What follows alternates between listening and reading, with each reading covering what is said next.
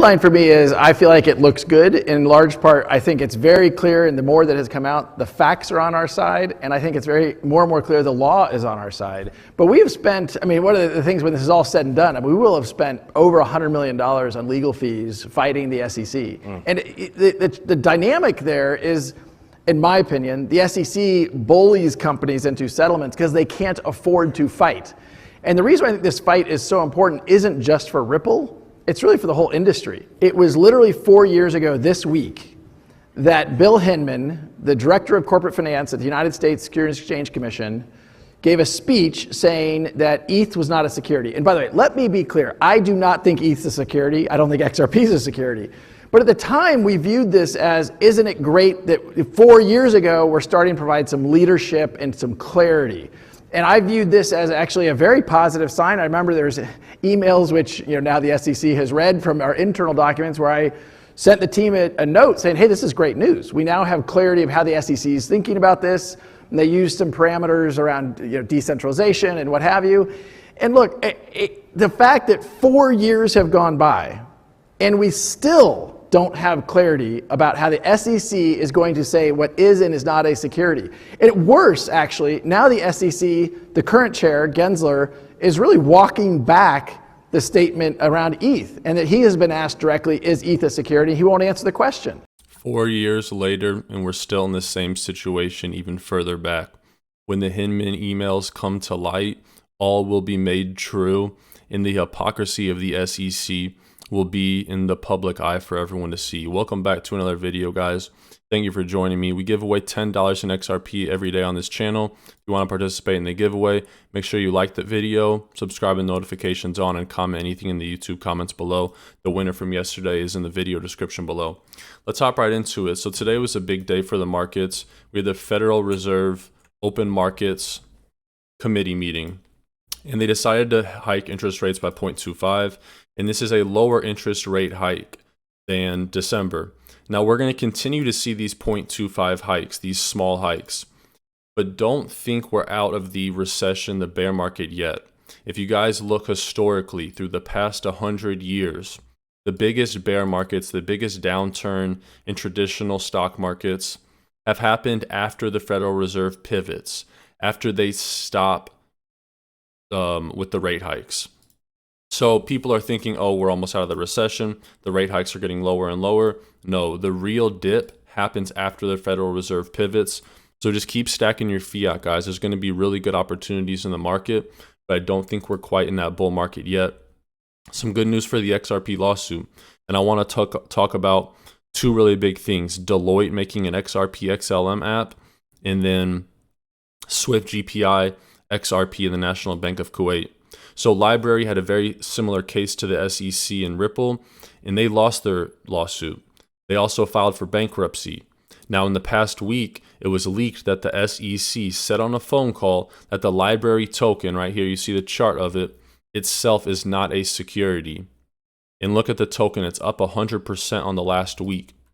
This is a company that had many less resources than Ripple, many less powerful partners than Ripple, much less money. They're bankrupt now.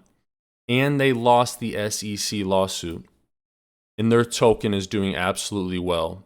We know Ripple has $1 billion in cash. And that's not including all, more important than money, their global connections with policymakers and central bankers. So even if they lose this lawsuit, I'm not worried. PayPal is firing 2,000 people. Ripple is hiring. Let that sink in. This is just the epitome of the traditional financial landscape dying and the phoenix being reborn. Ripple is the new financial ecosystem. It's innovative. And this was just an interesting tweet to me. PayPal dying. Ripple hired 35% of their workforce in the past year. Jim Cramer says we're in a bull market and to buy the dip. I wouldn't be so fast about this. You guys use Twitter as well. Follow me on Twitter. Links in the video description below.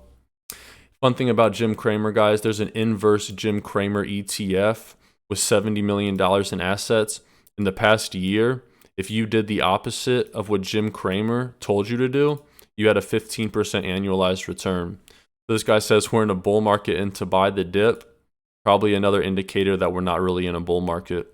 If you guys need an exchange to buy XRP or other digital assets, I recommend Uphold. It's sleek, it's simple, and it gets the job done. Links in the video description below. And if you want $40 guaranteed for free, sign up with Webull, deposit a penny, you can get up to $3,000 in free stocks. Typically, you'll just get $40 to $300, but it's a great offer for just signing up and depositing a penny to get a minimum value of $40 in free stocks. Sell your stocks, close your account, do whatever you want, but don't miss out on this great promotion.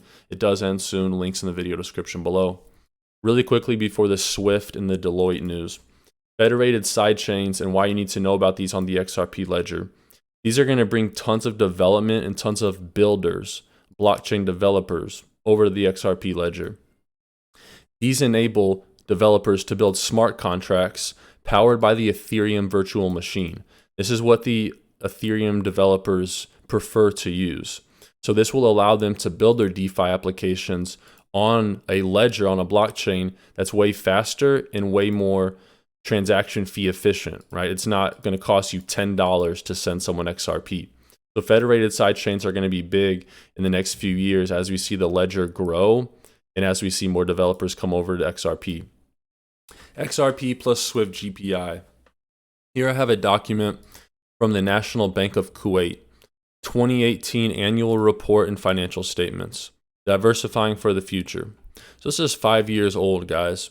But banks have been long preparing for this. It takes time to change, especially when you have a big business. Smaller businesses can make changes quicker. But banking is the oldest business there is. And it's not easy to make changes in these large large national banks. But in this document, they talk about important initiatives for improving customer experience, was the introduction of the biometric credit card through MasterCard, and the introduction of an e-remittance platform with global technology provider RippleNet. And then right here they say, during the year we introduced several tech initiatives that position us ahead of our peers. We did a bunch of stuff that gave us a competitive advantage, and one of them is, domestically, they joined both Swift GPI and Ripple networks and became the first to use blockchain technology for cross-border payments. Guys, the future of blockchain technology for cross-border payments is Swift GPI plus Ripple networks. Kuwait isn't just a small country. Kuwait has a lot of oil money and a lot of banking. And they're combining Swift GPI with Ripple networks to become one of the first countries to do so. In DELOITTE, creating a cross-border payments app that combines XRP and XLM. And if you guys haven't hit the like button already, to find these documents, you know, this isn't conspiracy theory stuff I'm making up.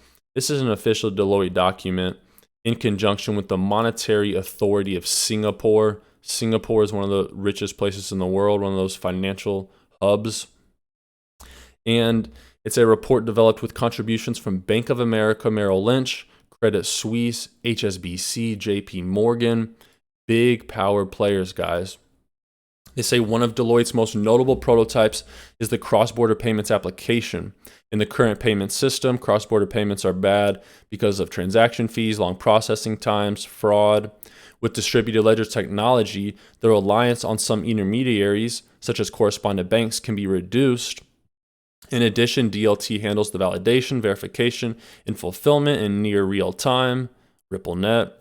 Another key consideration is that the identity of the user is verified, streamlining KYC processes. The prototype integrates Ripple and Stellar blockchain platforms to enable a person-to-person transaction across geographies. DLT offers significant benefits to both peer-to-peer payments and business-to-business payments. Interesting that they talk about integrating Ripple and Stellar blockchains together. And then they mention peer-to-peer payments and business-to-business payments. Guys, I believe in the future, XRP and Ripple is the B2B, the business-to-business, the bulk payments. And for the peer-to-peer payments, for John to send Sally money, it'll be on the Stellar blockchain. If you guys are still watching the video, comment prototype below so I know you made it to the end. It really helps when you watch the full video, so thank you guys. And we just hit 30,000 subscribers, so I appreciate all you guys that are new to the channel. Welcome back. People that have been on the channel for a while, welcome me back. And yeah, thanks for being here, guys. God bless you all. Until next time.